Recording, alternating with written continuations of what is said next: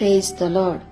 మనకు కలిగే భయాలలో జరుగుతున్న పరిణామాలు ఆలోచిస్తున్నప్పుడు అయోమయానికి గురవుతాం. నిజానికి ఎవరు విడిపిస్తారు, ఎవరు మన పక్షాన ఉన్నారు అని మనమే పరిస్థితిని అయోమయంగా చేసుకుంటాం. ఒంటరిగా సమస్య బారిన పడి ఆలోచిస్తూ ఉంటాం కనుకే భయోందోళనకు గురవుతాం.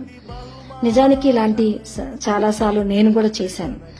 కేవలం నేను నా సమస్య అనుకుంటాం, కానీ అంతా మనం చూసే చూపుల్లోనే ఉంటుంది. అంటే సామెత 15:3 యెహోవా కన్నులు ప్రతి స్థలం మీద ఉండును, చెడ్డవారిని మంచివారిని చూస్తున్నాడు అని మనం తెలుసుకున్నప్పుడు ఆయన మీద నమ్మకం ఉంచి ఎవరు లేరు అనే సమస్యను మనం ఇంకా ఒంటరిగా ఆలోచించకుండా మన మార్గాలు దేవునికి అప్పగించుకొని ఆయన నమ్ముకున్నప్పుడు ఆయన మన కార్యాలు నెరవేర్చేవాడుగా ఉంటున్నారు. కాబట్టి మనము మన సమస్య బారిన ఎవరున్నారు అనకుండా అన్నిటినీ చూస్తున్న దేవుడు ఉన్నాడు అని ఎప్పుడు మనం గుర్తెరుగుతామో అప్పుడే మన మార్గాలు ఆయనకు అప్పగించి ఆయన నీతిని కోరుకోవడానికి ఆయన సన్నిధిని మనము మన సమస్యను అప్పగించి ప్రార్థించే వారంగా ఉంటాం.